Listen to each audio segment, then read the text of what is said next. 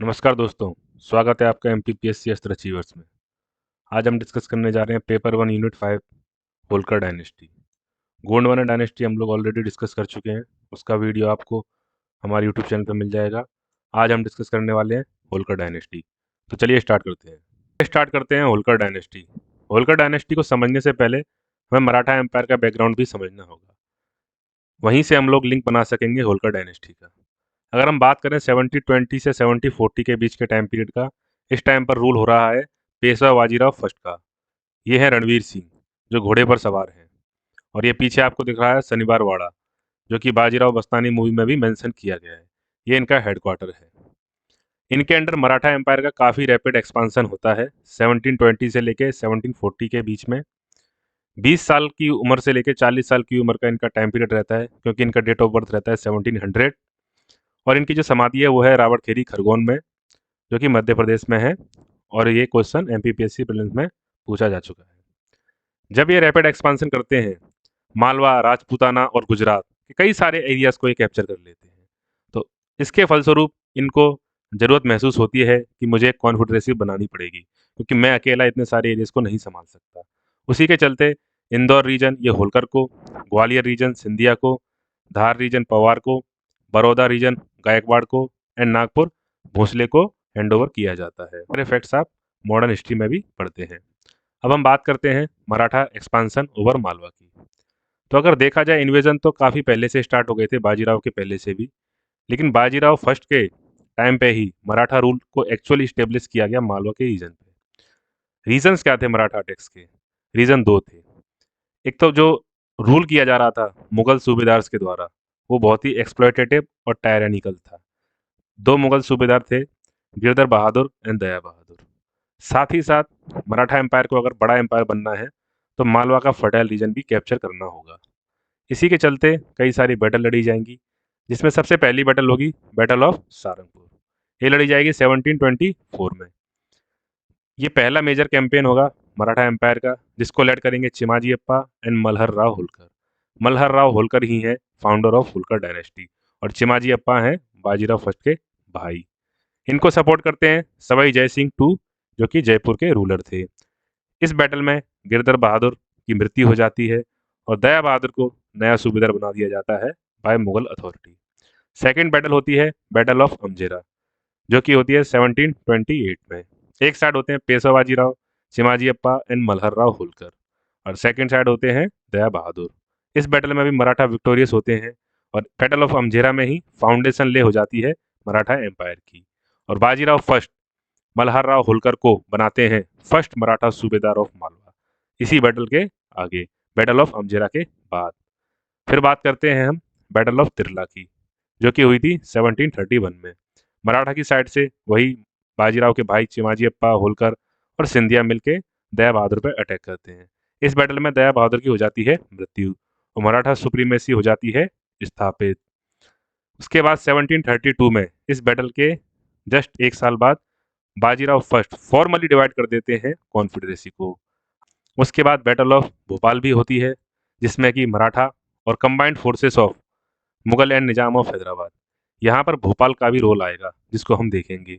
Bhopal dynasty का, भोपाल के ruler जो होंगे उनका रोल होगा कि अटैक करते हैं मराठा पे। पर इस बैटल में भी मराठा विक्टोरियस होते हैं, और यहाँ पर साइन होती है ट्रीटी ऑफ दोराहा सराय। इसको आप ऐसे याद रख सकते हैं कि भोपाल के रूलर ने दो राहों से लोगों को बुलाया था, नॉर्थ से मुगल को और साउथ से निजाम को, तब भी वो हार गया। इसलिए साइन हुई ट्रीटी ऑफ दोराहा सराय। इस ट्रीटी के फलस्वरूप मालवा को फॉर्मली सीड कर दिया गया मराठा को, और 50 लाख का वॉर एक्सपेंस भी देना पड़ा। तो ये रहा बैकग्राउंड मराठा एम्पायर का मालवा के रीजन पे। अब हम स्पेसिफिकली बात करेंगे मल्हार राव होलकर की। ये इनके बारे में कुछ फैक्ट्स दिए गए हैं हिंदी में, आप पढ़ सकते हैं। मध्य भारत के मालवा में वो पहले मराठा सूबेदार थे, जो कि हमने देखा था 1728 में। 1721 में पेशवा की सर्विस में रिक्रूट होते हैं। 1736 में दिल्ली पर चढ़ाई भी करते हैं, और इनके बाद इनकी बहू अहिल्याबाई होलकर ये कमान संभालती हैं। अब इनके बारे में हम देखते हैं, इन पर 3 मार्कर भी आ सकता है, 5 मार्कर भी आ सकता है और 11 मार्कर भी आ सकता है, क्योंकि ये फाउंडर हैं होलकर डायनेस्टी के। इनको कहा जाता है one of the 2 strong pillars of Peshwa Bajirao first. दूसरे कौन थे? दूसरे थे राणोजी सिंधिया। राणोजी सिंधिया कौन है? ये हैं फाउंडर सिंधिया डायनेस्टी के। ये पहले मराठा सूबेदार हैं मालवा के। बाद में 1732 में फॉर्मली इनको इंदौर का रीजन दे दिया जाता है। Founder of Holkar dynasty of Indore state. और ये कई सारी बैटल लड़ते हैं। बैटल ऑफ सारंगपुर जो कि हमने ऊपर देख ली, battle of Palkhed, battle of Amjhera, battle of Tirla and battle of Delhi, battle of Bhopal, battle of Bassein. इनमें से कोई भी आप बैटल 4-5 याद रख सकते हैं। इनको रामपुरा, भानपुरा एंड टोंक जो कि राजस्थान के रीजन है वो भी रूल करने के लिए मिलते हैं, क्योंकि इन्होंने माधो सिंह फर्स्ट ऑफ जयपुर को असिस्ट किया था उनके बैटल्स में। इसके बाद उनके बेटे हैं खंडेराव होलकर। ये उनके इकलौते बेटे हैं जिनकी शादी होती है अहिल्याबाई होलकर से 9 साल की उम्र में। जब ये कुम्हेर फोर्ट का सीज कर रहे होते हैं अगेंस्ट सूरजमल जाट 1754 में, तब इनकी हो जाती है मृत्यु। यहाँ पर सिंधिया का एंगल भी आएगा और इसी के चलते सिंधिया और होलकर में थोड़ी खटास पैदा हो जाएगी और उसके बाद में तो काफ़ी ज़्यादा ही इनके बीच में टेंशन्स हो जाएंगी। टाइम तक जब इनकी डेथ हो गई, मल्हार राव होलकर इनके पिता जीवित हैं, तो इनके जो माइनर सन है मालेराव होलकर, फिर वो इनको सक्सीड करेंगे और वो बनेंगे सेकेंड रूलर। तो वो बनते हैं सेकेंड रूलर। और अहिल्याबाई होलकर जो इनकी माता हैं वो इनके रीजेंट के तौर पे रूल करती हैं, बट इनकी भी किसी हेल्थ इश्यूज की वजह से मृत्यु यंग एज में हो जाती है। तो अब हम बात करेंगे third ruler of Holkar dynasty, या हम यही भी कह सकते हैं कि मालेराव होलकर के टाइम से ही मेन रूल यही कर रही थी, बट जो इनका ऑफिशियल रूल है वो है 1767 से 95। ये टाइम पीरियड हमको याद रखना है। इसी को कहा जाता है golden age of Holkar state. अगर हम बात करें, अहिल्याबाई होलकर का जन्म हुआ था 31 मई 1725 को। ये डेट हमको याद होनी चाहिए।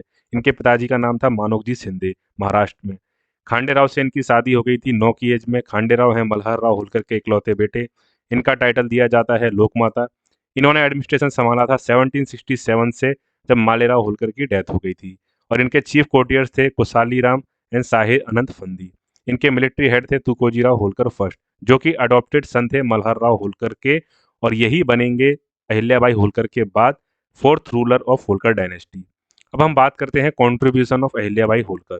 इन्होंने complete law and order maintain करके रखा, सिक्योरिटी ऑफ द स्टेट को मेंटेन किया। ये फ्रिक्वेंट पब्लिक मीटिंग करती थी। इन्होंने अपने कैपिटल को शिफ्ट किया इंदौर से महेश्वर, जो कि खारगोन में है, 1767 में। महेश्वर को डेवलप किया as a textile handicraft industry, जो कि आज महेश्वरी साड़ी के लिए फेमस है, जो कि एमपी का एक जीआई टैग भी है। और इन्हें माँ साहब की तरह रेवर किया जाता है महेश्वर के रीजन में। अगर हम देखें इनके कंस्ट्रक्शन वर्क्स क्या क्या हैं, इन्होंने अपने ससुर जी मल्हार राव होलकर की समाधि बनवाई आलमपुर भिंड में। रोड्स वेल धर्मशाला बनवाई इन्होंने, जो कि दिखाता है इनका contribution towards public infrastructure. Ahilya museum, Ahilya fort, Maheshwar Ghat Narmada के बैंक पे बनवाए इन्होंने। सोमनाथ मंदिर को भी रिकंस्ट्रक्ट करवाया इन्होंने, जब इन्वेडर्स ने उसको काफ़ी क्षति पहुंचा दी थी। और काशी विश्वनाथ टेम्पल को भी इनके द्वारा रिनोवेट करवाया गया। मणिकर्णिका घाट बनारस में इन्होंने बनवाया, और कई सारे टेम्पल चारों धामों में, जैसे हरिद्वार, द्वारका, रामेश्वरम, जगन्नाथपुरी और भी कई प्लेसेस में इन्होंने काफ़ी सारे टेम्पल्स बनवाए। तो ये आप देख सकते हैं इनके कंस्ट्रक्शन वर्क्स, ये है इनके मेन कंट्रीब्यूशन, और ये है इनके बारे में इंट्रोडक्शन। इनके बारे में 11 मार्कर आया हुआ है 2021 मेंस में, वो क्वेश्चन भी हम लास्ट में डिस्कस करेंगे, और इनके बारे में क्वेश्चन ऑलवेज एक्सपेक्टेड है। तो ये कई सारे पॉइंट्स हैं, 11 मार्कर के लिए सफिशिएंट पॉइंट्स हैं। अब अहिल्याबाई होलकर के ऊपर कुछ लोगों ने अपने व्यूज़ दिए हैं। इसमें सबसे फेमस जॉन की, जो कहते हैं अहिल्याबाई होलकर को द फिलोसफर क्वीन। जिस तरह प्लेटो का कॉन्सेप्ट था फिलोसफर किंग का, उसी के तर्ज पे इनको उपाधि दी गई जॉन की द्वारा द फिलोसफर क्वीन।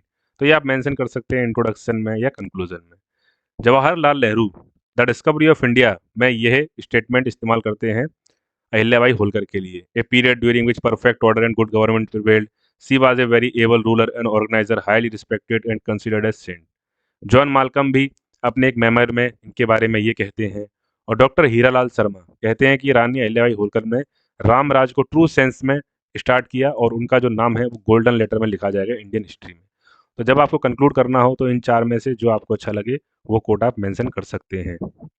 फिर बात करते हैं हम तुकोजीराव होलकर फर्स्ट।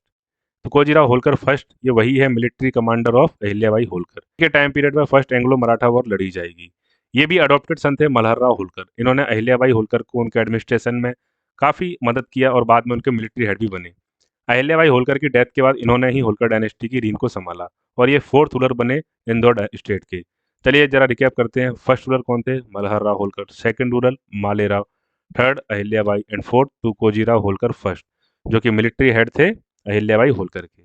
इनके बारे में एक पॉइंट हमेशा याद रखना है, ये फर्स्ट मराठा थे जिन्होंने यूरोपियन मिलिट्री डिसिप्लिन को समझा और उसी की तर्ज पे अपनी आर्मी को मॉडर्नाइज किया। अहिल्याबाई होलकर के रीन के दौरान फर्स्ट एंग्लो मराठा वॉर लड़ी गई 1776 से 1782 के बीच में। इसमें एक फेमस बैटल लड़ा गया, बैटल ऑफ वडगांव 1779 में। ये बैटल 3 मार्कर में आ सकता है, तो अपने को याद रखना है। इसमें महादजी सिंधिया और तुकोजी राव होलकर फर्स्ट। महादजी सिंधिया, राणोजी राव सिंधिया के बाद जो सबसे पावरफुल सिंधिया रूलर होंगे वो होंगे महादजी सिंधिया, और तुकोजी होलकर फर्स्ट। ये दोनों मराठा की साइड से लड़ते हैं, को हरा देते हैं। ब्रिटिश को लीड कर रहे होते हैं कर्नल गोडार्ड। इनके बारे में हम भोपाल डायनेस्टी में भी पढ़ेंगे। बाद में या फिर महादजी सिंधिया और तुकोजी राव होलकर फर्स्ट ये आपस में भी लड़ते हैं, जहाँ महादजी सिंधिया तुकोजी राव होलकर फर्स्ट को हरा देते हैं। करते हैं यशवंत राव होलकर। इन्हें कहा जाता है नेपोलियन ऑफ सेंट्रल इंडिया, क्योंकि इन्होंने जितनी भी बैटल लड़ी कभी हारे नहीं, और ये सबसे पावरफुल रूलर साबित हुए होलकर डायनेस्टी के। इनके बारे में एलन मार्कर अभी आया नहीं है, बट हमेशा एक्सपेक्टेड है, क्योंकि ये बहुत इंपॉर्टेंट पर्सनैलिटी है होलकर डायनेस्टी से। ये हैं हमारी यशवंत राव होलकर। Historian N S. इनामदार, इन्हें कहते हैं नेपोलियन ऑफ सेंट्रल इंडिया। ये पॉइंट इंट्रोडक्शन में डाला जा सकता है। अब काफ़ी कुछ बैकग्राउंड है कि इन्होंने अपने भाइयों से बैटल क्यों लड़ी, तो हम उस मैटर में ज़्यादा जाना नहीं चाहते, क्योंकि ये लेक्चर कितना ही बड़ा हो सकता है अगर सारी कहानी बताई जाए। तो हमारा फोकस है सिर्फ टू द पॉइंट बताया जाए जो हम एग्जाम में लिखेंगे। तो अगर मैं आपको ब्रीफ में बताना चाहूँ, ये 4 भाई थे, जिसमें से एक थे काशीराव। इनको सपोर्ट करते थे सिंधिया। सिंधिया और होलकर के बीच में फ्यूड चल रहा था, तो काशीराव को सपोर्ट किया गया और उनको रूलर बना दिया गया, 5th रूलर। काशीराव होलकर को बाकी तीनों भाई कैपेबल नहीं मानते थे। वो एक और भाई को बनाना चाहते थे, बट उस भाई को मरवा दिया था सिंधिया और पेशवा ने मिलके। तो उसका रिवेंज लेने के लिए फिर यशवंतराव होलकर जो है अपने भाई काशीराव से बैटल ऑफ कसराबाद लड़ते हैं, जिसमें काशीराव को हरा देते हैं और महेश्वर को कैप्चर कर लेते हैं, और वो क्राउन हो जाते हैं 6th ruler of Holkar dynasty. उसके बाद ये बैटल ऑफ उज्जैन भी लड़ते हैं सिंधिया से, और 1801 में, जहाँ पर सिंधिया की आर्मी को लीड कर रहे होते हैं जॉन विलियम हेसिंग्स। ये उनको डिफीट करते हैं। फिर बैटल ऑफ पूना में भी लड़ते हैं ये 1802 में। ये पेशवा को अटैक करते हैं, क्योंकि इनके भाई विथोजी होलकर, जिनको बाकी तीनों भाई बनाना चाहते थे होलकर डायनेस्टी का रूलर, उनको मर्डर कर दिया था पेशवा ने। उसकी डेथ का अवेंज लेने के लिए ये पेशवा को अटैक करते हैं। यहाँ पर भी ये पेशवा को डिफीट कर देते हैं। And second Anglo Maratha war जब चल रहा था, उसी के दौरान ये ब्रिटिश फोर्सेस को दिल्ली में अटैक करते हैं, और उस टाइम पर जो शाह आलम टू, जो मुगल रूलर था, उसको फ्री कर देते हैं, क्योंकि ब्रिटिशर्स ने उसको एक तरह से बंदी बना रखा था। इसी को कहा जाता है सीज ऑफ दिल्ली। बट ये ओवरऑल अनसक्सेसफुल रहती है, क्योंकि ये ब्रिटिश वापस से कैप्चर कर लेते हैं। बट इसकी इनकी ब्रेवरी के लिए इनको Shah Alam to Mughal emperor title देते हैं महाराजा धीराज राज राजेश्वर आलीजा बहादुर। ये टाइटल भी देखिए इनकी कारनामों जैसा ही है। इनके बारे में सबसे इम्पोर्टेंट पॉइंट ये है कि इन्होंने सारी मराठा कॉन्फिडेंसी को बार बार खत लिख लिख कर चाहा। ये बहुत ही दूरदर्शी थे, चाहते थे कि हमारे बीच के जो इंटरनल डिफरेंसेस हैं उनको हम बाद में रिजॉल्व कर लेंगे। हमारा जो सबसे पहला प्राइम मेजर चैलेंज है वो है ब्रिटिश। हमें उनको भगाना होगा, क्योंकि अगर हमने ऐसा नहीं किया तो फिर हम सारे ही इनके गुलाम बन जाएंगे। इसलिए इनके बारे में कहा जाता है कि he attempted to unite the Maratha confederacy and rest of Indian kings against British forces.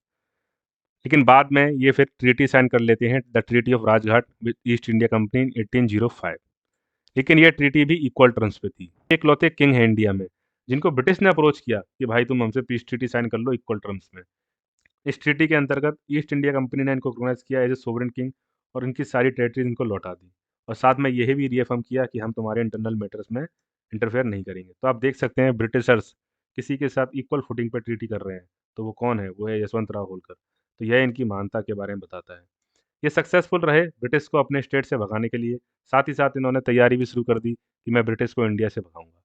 बाद में इन्होंने एक ह्यूज आर्मी बनाई और एक कैनन फैक्ट्री बनाई भानपुरा, जो कि प्रेजेंट मानसुर में है। और इनका प्लान था कि मैं ईस्ट इंडिया कंपनी का जो हेडक्वार्टर है कैलकाटा, वहाँ पे अटैक करूंगा। बट इनकी सारी प्लानिंग सक्सेसफुल नहीं हो पाती, क्योंकि कुछ दिनों में ये स्ट्रोक से मर जाते हैं और अपने ड्रीम को फुलफिल नहीं कर पाते। इनके अकेले सन मल्हर राव होलकर 3, वो फिर उसके बाद 7th रूलर बनते हैं। मल्हर राव होलकर 3 के टाइम पर होती है थर्ड एंग्लो मराठा वॉर। उसी के फलस्वरूप साइन होता है ट्रीटी ऑफ मानसोर, जिसका टाइम पीरियड है 1880। तो ये ट्रीटी ऑफ मानसोर भी 3 मार्कर में पूछी जा सकती है। तो signed after the defeat of Holkar by the forces of sir John Malcolm. ये वही सर जॉन मालकम है जिन्होंने अहिल्याबाई होलकर के बारे में काफ़ी कुछ अच्छा अच्छा कहा है। In the battle of Mahidpur, तो ये बैटल ऑफ महिदपुर भी हमें याद रखनी है 1817। 1817 बैटल ऑफ महिदपुर ये पार्ट है overall third Anglo Maratha war का, जिसमें जॉन मालकम ये कमांडर होते हैं जो उस फोर्स को कमांड कर रहे होते हैं। फोर्सेस हरा देती हैं मल्हर राव होलकर 3 की फोर्सेस को। ओवरऑल रूरल लेवल पे देखा जाए, पॉलिटिकल लेवल पे, तो मल्हर राव होलकर थ्री के सामने खड़े थे ब्रिटिश में Thomas Hislop. Provisions of the treaty, अब आप ये देखेंगे, अब होलकर स्टेट जो है वो पूरी तरह ब्रिटिश की गिरफ्त में चला जाएगा। और जिस तरह ट्रीटी ऑफ राजघाट 1805 के टर्म इक्वल पे थे, यहाँ आपको दिखेगी बहुत ही भयंकर वाली अनइक्वलिटी। पहला पॉइंट है कि ये इस्टेब्लिश कर देंगे British protectorate over the Holkar state, appoint कर देंगे रेसिडेंट को होलकर स्टेट में, मतलब पूरी इंडिपेंडेंस चली गई। To oversee relations between two power, होलकर्सों को कहा जाएगा कि आपको रेपरेशन देने होंगे वॉर के। ब्रिटिश को काफ़ी सारी टेरिटरी मिल जाएंगी, और ट्रीटी जो है वो ब्रिटिश को राइट भी दे देगी कि वो होलकर के इंटरनल अफेयर्स में इंटरफेयर कर सकते हैं। इस ट्रीटी के कंक्लूजन पे और थर्ड एंग्लो मराठा वॉर के कंक्लूजन पे होलकर की काफ़ी सारी टेरिटरी ब्रिटिश को चली जाती है, और वह ब्रिटिश राज के अंदर आ जाती है, जो कि बाद में as a princely state of central India agency में मर्ज कर दिया जाता है। इस सेंट्रल इंडिया एजेंसी हम रीऑर्गेनाइजेशन ऑफ मध्य प्रदेश में पढ़ते हैं। यहीं से स्टार्ट होता है British dominance over Holkar state और ब्रिटिश का encroachment other Indian kingdom and principalities का। अब ये सब हो जाने के बाद फिर हमारे नेक्स्ट इंपॉर्टेंट रूलर हैं तुकोजी राव होलकर टू। इनको याद रखा जाता है रिफॉर्मर के रूप में। इन्होंने इकोनॉमिक्स में काफ़ी अपना कंट्रीब्यूशन दिया, economic development of the Holkar state या इंदौर स्टेट। इनका टाइम पीरियड है 1844 से 1886। तो आप देख सकते हैं 1857 की क्रांति के टाइम पे होलकर रूलर कौन थे? तुकोजी राव होलकर टू। ऑफिशियली तो ये ब्रिटिश को ही सपोर्ट करते हैं, पर कुछ स्कॉलर्स कहते हैं कि इन्होंने अनऑफिशियली या बैकग्राउंड चैनल से जो 1857 के विद्रोही थे उनको भी सपोर्ट किया। पे स्टेट ट्रेजरी एम्प्टी हो चुकी थी क्योंकि मिलिट्री एक्सपेंडिचर हुए थे, वार रेपरेशन देने थे ब्रिटिश को, तो इन्होंने फिर इकोनॉमिक रिफॉर्म्स पर ध्यान दिया। ट्रीटी ऑफ मांडसौर के बाद कोई ज़रूरत नहीं थी अब लार्ज आर्मी की। अब ब्रिटिश रेसिडेंट रहेगा आपके होलकर स्टेट में, ब्रिटिश की आर्मी भी रहेगी, तो अब क्या ही ज़रूरत है बड़ी आर्मी की। तो इसलिए इन्होंने अननेसेसरी एक्सपेंस जो था आर्मी पे उसको रिड्यूस कर दिया। इन्होंने टी माधव राव, जो कि बहुत ही फेमस इकोनॉमिस्ट थे, उनको दीवान बनाया इंदौर को। ये ब्रिलियंट मैनेजर थे फाइनेंसिस के। इन्होंने सॉयर डिपार्टमेंट को इस्टेब्लिश किया, जहाँ से काफ़ी सारी इनकम आई। 1 करोड़ का लोन दिया इन्होंने ब्रिटिश गवर्नमेंट को, जो कि रेलवे डेवलपमेंट के लिए दिया था, जिससे इन्हें हर साल 4.5 लाख रुपए पर इंटरेस्ट मिलते थे। कोर्ट फीस के लिए इन्होंने स्टैम्प का कॉन्सेप्ट लाया और प्लान इंडस्ट्रियल डेवलपमेंट किया, स्टेट टेक्सटाइल मिल भी लगवाई। फाइनली इनके इकोनॉमिक रिफॉर्म के चलते स्टेट की जो इनकम थी वो 22 लाख से लेकर 5 करोड़ तक पहुंच गई। अगर हम इनके अदर कंट्रीब्यूशन की बात करें तो इन्होंने पोस्ट ऑफिस और टेलीग्राफ सिस्टम को भी डेवलप करवाया, और ये first postal stamp of Indore state 1885 में इन्हीं के रूल में आया। आपको ये याद रखना है, जो भी जिस भी डायनेस्टी का रूलर 1857 के रिवोल्ट में ब्रिटिश को सपोर्ट करेगा, तो जो भी मॉडर्न रिफॉर्म्स हैं, पोस्ट ऑफिस हैं, टेलीग्राफ हैं, रोड्स हैं, हाईवे रेलवेज़ हैं, उन सभी में ब्रिटिश उनकी मदद करेंगे। तो सबसे बड़ा कंट्रीब्यूशन उन्हीं रूलर का रहेगा। इन्होंने Canadian mission girls high school खुलवाया फीमेल एजुकेशन के लिए, और एग्रीकल्चर के लिए इन्होंने टक्का भी लोन्स दिए। ये आप मीडियल हिस्ट्री में भी पढ़ते हैं, इंडियन हिस्ट्री में। इसको विजिट करते थे एक्चुअल कंडीशन जानने के लिए फार्मर की। अब हम बात करते हैं हमारे last ruler Yashwant Rao Holkar two. Yashwant Rao Holkar first थे, greatest ruler of Holkar dynasty, और यशवंत राव होलकर टू हैं लास्ट रूलर जो कि एक्सीड करेंगे इंडियन यूनियन में। ये है last ruler of Indore state. ये साइन करते हैं instrument of accession with India. बाद में इनको डेप्यूटी राज प्रमुख ऑफ मध्य भारत बना दिया जाता है। मध्य भारत का राज प्रमुख बनाया जाता है जीवाजी राव सिंधिया को, जो कि एक्सीड करते हैं इंडियन यूनियन में, जो हम पढ़ेंगे सिंधिया डायनेस्टी में, और इनको बनाया जाता है डेप्यूटी राज प्रमुख। इनका एक सबसे फेमस है मनिक बाग पैलेस इंदौर में, उसका एक कंस्ट्रक्शन स्टार्ट करते हैं। मनिक बाग पैलेस पे भी 3 मार्कर आ सकता है, और यशवंतराव होलकर टू पे भी 3 मार्कर आ सकता है। सेपरेट की बात करें आर्किटेक्चर अंडर होलकर्स में, तो रजवाड़ा है, जो कि होलकर का पैलेस था, ऑफिशियल रेसिडेंस था। 7 स्टोरी स्ट्रक्चर इंप्रेसिव बिल्डिंग है। इसको कंस्ट्रक्शन स्टार्ट करवाया था मल्हर राव होलकर ने। मल्हरगंज, मल्हर राव होलकर ने इसको स्टेब्लिश किया था खान रिवर के नज़दीक। लाल बाग पैलेस, इसको स्टार्ट किया था तुकोजी राव होलकर टू ने। बाद में इसको तुकोजी राव होलकर थ्री ने कंप्लीट किया। अब ये तुकोजी राव होलकर थ्री, इस पर 3 मार्कर आया हुआ है हमारे प्रीवियस मेंस में। इसको, ये इतने इंपॉर्टेंट रूलर नहीं है, पर फिर भी हम ऐसे जो छोटे छोटे रूलर हैं जिन पे 3 मार्कर एक्सपेक्टेड हैं, हम उसको अपने शॉर्ट्स के द्वारा कवर करेंगे। लाल बाग पैलेस को बनवाया गया Italian renaissance revival architecture style में। फिर देखते हैं हम होलकर साइंस कॉलेज, इसको बनवाया गया शिवाजीराव होलकर के द्वारा। शिवाजीराव होलकर के बारे में यही इंपॉर्टेंट है कि इन्होंने होलकर साइंस कॉलेज बनवाया। फिर हम बात करते हैं हमारे सबसे इंपॉर्टेंट कंस्ट्रक्शन मनिक बाग पैलेस, जो कि हमने ऊपर देखा यशवंतराव होलकर टू, जिन्होंने इंडियन यूनियन में एक्सीड किया, उन्होंने बनवाया। इसको डिज़ाइन किया था एक जर्मन आर्किटेक्ट जिनका नाम है एकार्ट मुथेसियस, और इसका आर्किटेक्चर स्टाइल है बौहस एंड आर्ट डिको। बहू हंस रही है आग को देख के। तो चलिए, ये हमारा हुआ होल्कर डायनेस्टी कंप्लीट। अब हम बात करते हैं पीवाईक्यू की, किस तरह आयु है और किस। तो देखिए, ये है पीवाईक्यू 2021 और 2020 के, जब से नया पैटर्न सिलेबस का आया है मेंस का। इसमें 3 मार्कर में पूछा गया है तुकोजीरा होल्कर 3, ये 2021 मेंस में पूछा गया है। तो इसके इनके बारे में क्या होगा, लाल बाग पैलेस को उन्होंने कंस्ट्रक्ट करवाया बाद में फाइनली, और इनके बारे में जो कुछ पॉइंट हैं वो हम डिस्कस करेंगे अपने शॉर्ट्स में। मल्हार राव होलकर के बारे में 3 मार्कर लिखने के लिए हमारे पास कई सारे पॉइंट हैं। पहला पॉइंट लिख सकते हैं आप कि ये पहले मराठा सूबेदार थे मालवा के, ये फाउंडर थे होलकर डायनेस्टी के, और इनकी कुछ बैटल आप मेंशन कर सकते हैं। उसके बाद देखेंगे 11 मार्कर में 2021 मेंस में आया हुआ है evaluate the personality and contribution of Ahilyabai Holkar. तो इस क्वेश्चन को आप आसानी से अटेम्प्ट कर सकते हैं। आप पहले इंट्रोडक्शन लिखेंगे, किस तरह की उनकी पर्सनैलिटी थी, किस तरह लोगों के वेलफेयर के लिए उन्होंने काम किए, और उनके कंट्रीब्यूशन में आप उनके कंस्ट्रक्शन भी लिख सकते हैं, और ओवरऑल जो स्कॉलरों ने उनके ऊपर कमेंट किया है उससे कंक्लूड भी कर सकते हैं। एंड 2020 में एक क्वेश्चन आया हुआ है give description of Holkar dynasty. अब ये जितना भी हमने डिस्कस किया है इसको हमको 150 से 200 वर्ड में कंप्रेस करना है। तो हमें मेन मेन रूलर लिखने हैं और उनके मेन मेन पॉइंट लिखने हैं, और इस तरह हमारा ये क्वेश्चन भी टैकल हो जाएगा। अब हम धीरे धीरे और वीडियो बनाएंगे और अपना टेलीग्राम चैनल शेयर करेंगे। तो उस टेलीग्राम चैनल पे आप जाके जुड़ जाइए, और ये जितने भी 3, 5, 11 मार्कर हैं जो हम टॉपिक वाइज कवर करते हैं, वहाँ आप आंसर राइटिंग करके भेजिए। तो हम उन क्वेश्चंस को चेक भी करेंगे और आपको फीडबैक भी प्रोवाइड करेंगे। तो चलिए, मिलते हैं नई डायनेस्टी के साथ नेक्स्ट वीडियो में। तब तक के लिए tata, bye bye and thank you.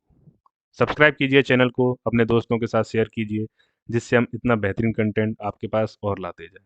चलिए, मिलते हैं फिर नेक्स्ट वीडियो में। धन्यवाद।